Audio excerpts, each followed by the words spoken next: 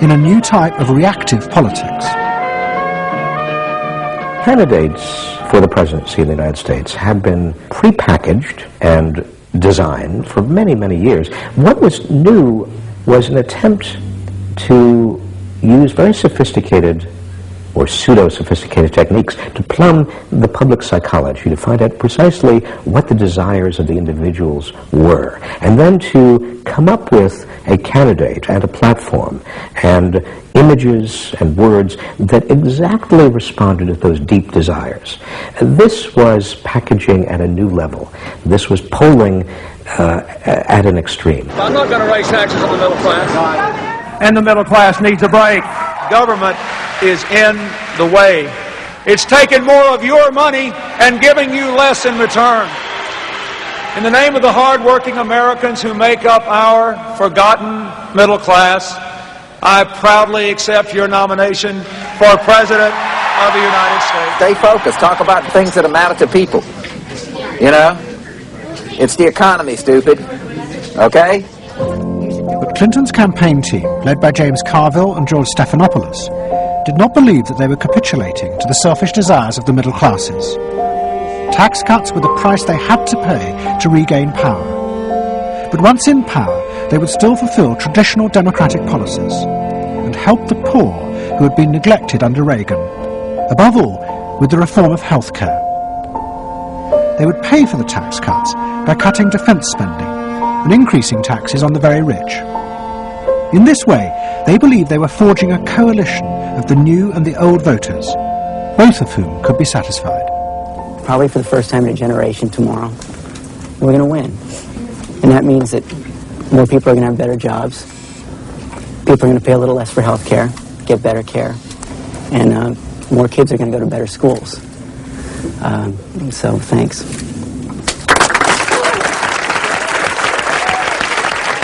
But the Democrats' optimism was to be short-lived. In November 1992, Clinton was triumphantly elected president. But within weeks, his administration discovered that the budget deficit was far greater than they had anticipated. At a meeting in the White House in January 1993, the head of the Federal Reserve told them that the deficit was nearly $300 billion. There was no way they could borrow any more without panicking the markets and causing a crisis. The only way to pay for the proposed tax cuts would be to cut government spending, not just on defence, but on welfare. Clinton was faced with a choice between the old politics and the new, and he chose the old. The tax cuts were dropped, and he tried to inspire the country with the old democratic ideal of government spending to help the poor and disadvantaged. Tonight I want to talk with you about what government can do, because I believe government must do more. To put people to work now, to create 500,000 jobs. Jobs to rebuild our highways and airports, to renovate housing, to bring new life to rural communities and spread hope and opportunity among our nation's youth. Healthcare reform sounds like a great idea to me. Well, I know, but some of these details sure scare the heck out of me. Like what? Well, like for... At the start of the Clinton administration, many of us, including, I believe, President Clinton himself, reverted back to an older tradition, tried to lift the public, to talk about genuine ideals beyond the individual. And that reform agenda being not only universal health care and child care and dealing with the widening inequalities in our society and homelessness, many things that many citizens, just particularly middle-income citizens, didn't want to deal with. But the suburban voters who had been promised tax cuts were not inspired by Bill Clinton's vision. They felt betrayed and wanted revenge. Their opportunity came in 1994 with the congressional elections. The Republicans, led by Newt Gingrich, promised huge tax cuts and to dismantle the welfare system.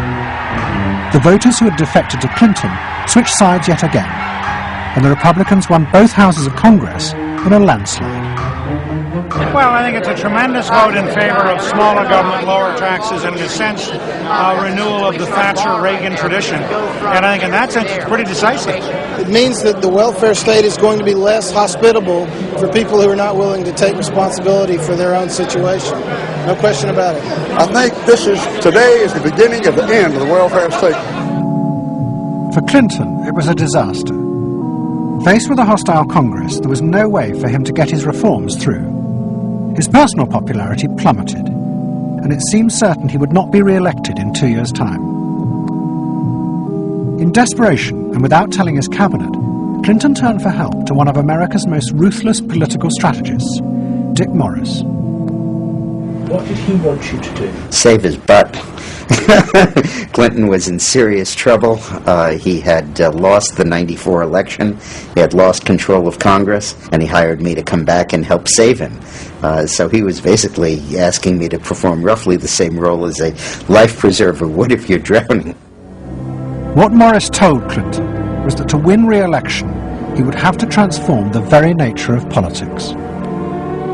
The crucial swing voters in the suburbs now thought and behaved like consumers. The only way to win them back was to forget all ideology and instead turn politics into a form of consumer business. Clinton must try to identify their personal desires and whims and then promise to fulfill them. If he followed those consumer rules, they would follow him. I said that I felt the most important thing for him to do was to bring to the political system the same consumer rules philosophy that the business community has. Because I think politics needs to be as responsive to the whims and the desires of the marketplace as business is. And needs to be as sensitive to the bottom line, profits or votes, as a business is. I think that all of this involves really a changed view of the voters, so that instead of treating them as targets, you treat them as owners. Instead of treating them as something that you can manipulate, you treat them as something you need to learn from. And instead of feeling that you can stay in one place and you can manipulate the voters, you need to learn what they want and move yourself to accommodate it. To get inside the minds of the swing voters, Morris brought lifestyle marketing into politics for the first time. He went to one of America's most prominent market research firms called Penn & Schern and commissioned what they called a neuropersonality poll. It was a massive survey of hundreds of thousands of voters, but the only political questions it asked were to find out whether someone was a swing voter or not. All the other questions were intimate psychological ones, designed to see whether swing voters fell into identifiable psychological types. Well, we were asking people like, do you think you're the life of the party? Do you think when you see things that you like to have a list and organize them? Do you typically try to plan things ahead, or do you like to be more spontaneous? Where do you like to go? What sports do you like to play? What would you do with your spouse in a romantic weekend? So we were asking people some very personal questions about their own lives to try to see were the kinds of people that were likely to change their vote also possessing of certain kinds of personality traits. And in fact, they were. The neuropersonality poll allowed the Clinton team to segment swing voters into different lifestyle types. They were given names like pools and patios, or caps and gowns, who were urban intellectuals living in university towns.